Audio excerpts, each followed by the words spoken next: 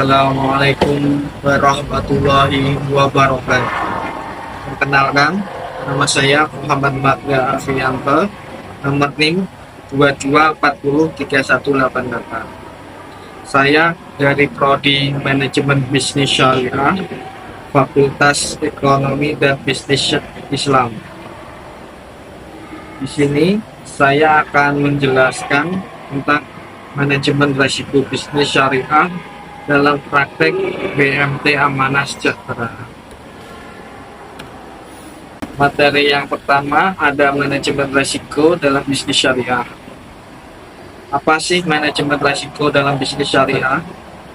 Manajemen risiko dalam bisnis syariah adalah suatu proses sistematis yang bertujuan untuk mengidentifikasi, mengukur, mengevaluasi, dan mengelola resiko-resiko yang mungkin timbul dalam kegiatan usaha yang sesuai dengan prinsip-prinsip syariah. Resiko dalam konteks ini mencakup berbagai kemungkinan kejadian yang dapat berdampak negatif terhadap keberlangsungan dan kinerja bisnis, baik itu resiko operasional, resiko pasar, resiko kredit, maupun resiko lainnya. Ya, yang selanjutnya ada tujuan mitigasi resiko. Yang pertama, melindungi aset, yaitu mencegah terjadinya kerugian yang signifikan akibat resiko yang tidak terkendali. Yang nomor kedua, yaitu meningkatkan profitabilitas, yaitu dengan mengelola resiko secara efektif, bisnis dapat mengambil keputusan yang lebih baik dan menghindari kerugian yang dapat mengurangi profitabilitas. Yang nomor ketiga ada meningkatkan kepercayaan, yaitu manajemen risiko yang baik akan meningkatkan kepercayaan para stakeholder seperti nasabah, investor, dan regulator terhadap bisnis syariah. Yang nomor keempat, memastikan kepatuhan terhadap prinsip syariah. Semua tindakan mitigasi resiko harus sejalan dengan prinsip-prinsip syariah yang berlaku. Yang selanjutnya ada manfaat mitigasi resiko. Yang pertama, peningkatan ketahanan bisnis, yaitu bisnis yang telah mengimplementasikan manajemen resiko yang baik akan lebih siap menghadapi berbagai tantangan dan ketidakpastian. Yang nomor dua ada pengembalian keputusan yang lebih baik, yaitu dengan memahami resiko yang dihadapi, manajemen dapat membuat keputusan yang lebih rasional dan strategis. Yang nomor ketiga ada optimalisasi penggunaan sumber daya, yaitu sumber daya dapat dialokasikan secara lebih efektif untuk mengelola resiko dan mencapai tujuan bisnis. Yang nomor keempat ada peningkatan reputasi perusahaan, yaitu keberhasilan dalam mengelola resiko dapat meningkatkan reputasi perusahaan di mata publik. Yang nomor 5 ada kepatuhan terhadap regulasi, yaitu manajemen resiko yang baik membantu perusahaan memenuhi semua persyaratan regulasi yang berlaku. Ya, yang selanjutnya ada profil singkat BMT Amanah Sejahtera. BMT Amanah Sejahtera atau disebut BMTAS merupakan salah satu contoh dari badan usaha milik bersama atau disebut BUMB yang beroperasi berdasarkan prinsip-prinsip syariah. BMTAS berperan sebagai lembaga keuangan mikro yang berfokus pada pemberdayaan ekonomi masyarakat, khususnya usaha mikro, kecil, dan menengah atau UMKM. Yang selanjutnya ada kegiatan bisnis BMT Amanah Sejahtera, yaitu ada penghimpunan dana, yaitu BMTAS menghimpun dana dari masyarakat dalam bentuk simpanan seperti tabungan, deposit, dan investasi. Dana yang terkumpul kemudian disalurkan kembali kepada anggota dalam bentuk pembiayaan.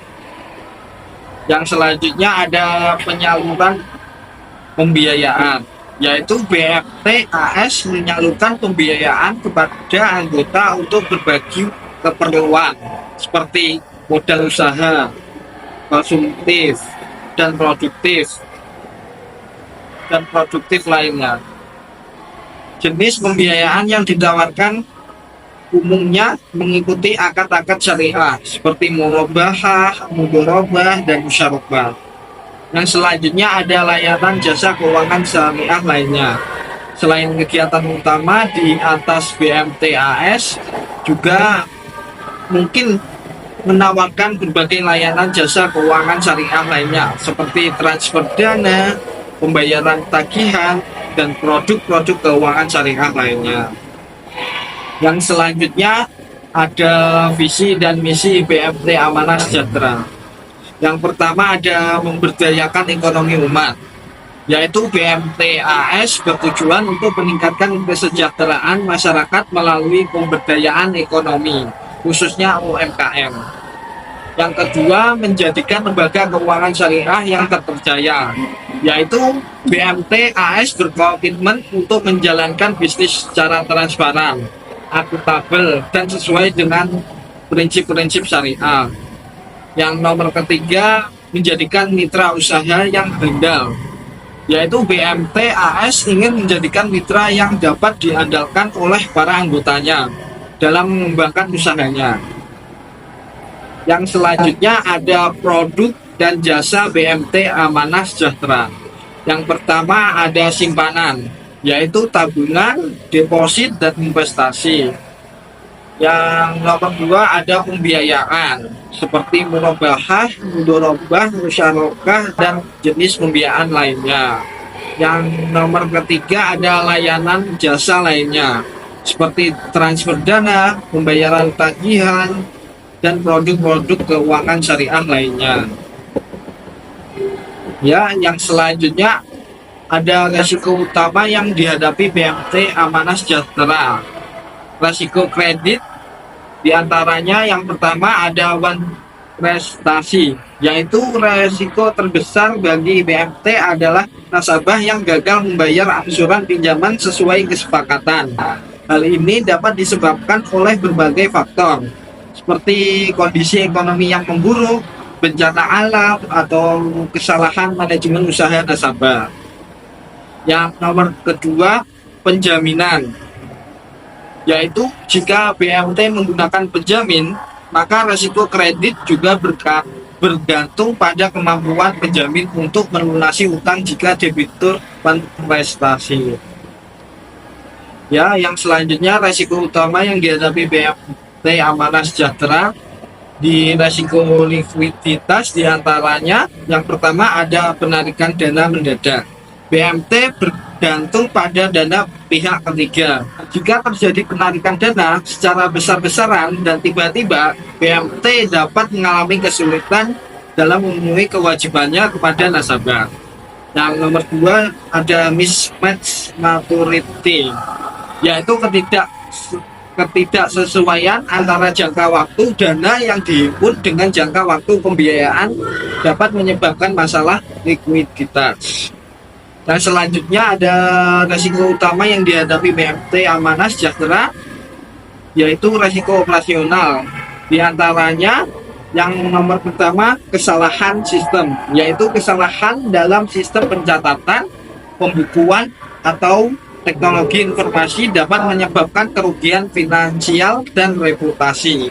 Yang kedua yaitu penipuan, yaitu resiko penipuan oleh karyawan atau pihak ketiga dapat terjadi bagi dalam bentuk penyalahgunaan dana maupun manipulasi data. Yang nomor ketiga ada bencana alam.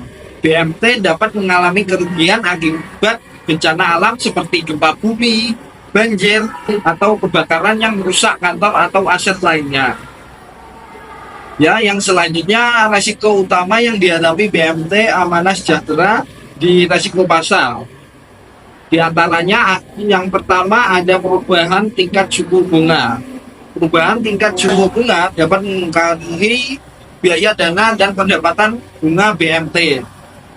Yang kedua ada fluktuasi nilai tukar. Jika BMT memiliki transaksi dalam mata uang asing, fluktuasi nilai tukar dapat menyebabkan kerugian. Yang selanjutnya, resiko utama yang dihadapi BMT Amanah Sejahtera di resiko regulasi. Di antaranya yang pertama, perubahan regulasi. Perubahan peraturan perbankan syariah atau peraturan lainnya dapat berdampak pada operasional BMT. Yang nomor dua, ketidakpastian regulasi, yaitu ketidakjelasan atau ketidakkonsistenan dalam regulasi dapat menciptakan ketidakpastian dalam bisnis BMT. Yang selanjutnya, resiko utama yang dihadapi BMT Amanah Sejahtera di resiko reputasi, yaitu berita negatif. Berita negatif tentang BMT seperti kasus penipuan atau pengelolaan yang buruk dapat merusak reputasi dan menyebabkan penurunan kepercayaan nasabah. Yang selanjutnya ada mitigasi resiko. Yang pertama, analisis kredit yang teliti. Melakukan analisis kredit yang cermat sebelum memberikan pembiayaan. Yang kedua ada diversifikasi portofolio, yaitu membagi pembiayaan ke berbagai sektor dan wilayah untuk mengurangi resiko konsentrasi. Yang nomor ketiga, manajemen likuiditas yang baik, yaitu memastikan selalu memiliki cadangan likuiditas yang cukup. Yang nomor keempat, sistem informasi yang handal, menggunakan sistem informasi yang terintegrasi dan aman. Yang nomor 5 ada peningkatan kapasitas SDM, melakukan pelatihan bagi karyawan untuk meningkatkan kompetensi dan integritas. Yang nomor ke-6, compliance terhadap regulasi, selalu mengikuti perkembangan regulasi dan memastikan kepatuhan. Yang nomor 7 ada manajemen resiko yang terstruktur, yaitu menerapkan sistem manajemen resiko yang komprehensif. Yang selanjutnya ada pertimbangan utama dalam memilih strategi mitigasi resiko di BMT Amanah Sejahtera. Yang pertama, profil resiko. BMT harus memahami jenis resiko apa saja yang dihadapi, seberapa besar dampaknya, dan seberapa sering resiko tersebut muncul. Yang kedua, tujuan strategi, yaitu strategi mitigasi harus mendukung visi dan misi BMT serta target keuangan yang ingin dicapai. Yang nomor ketiga ada sumber daya. BMT perlu mempertimbangkan ketersediaan anggaran, SDM, dan teknologi untuk menjalankan strategi tersebut.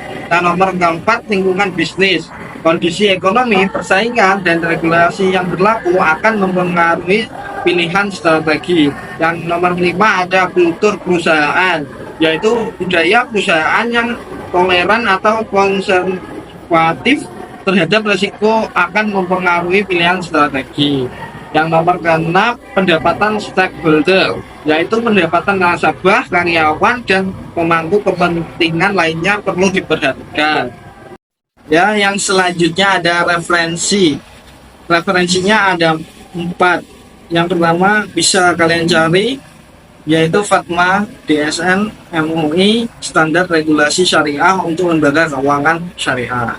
Yang kedua ada situs resmi OJK terkait regulasi keuangan mikro dan koperasi syariah. Yang nomor ketiga ada Journal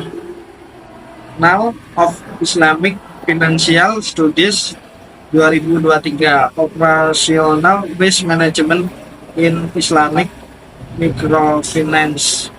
Yang nomor 4 ada situs resmi OJK terkait regulasi keuangan mikro dan koperasi syariah. Kurang lebihnya terima kasih. Sekian dari saya. Wassalamualaikum warahmatullahi wabarakatuh.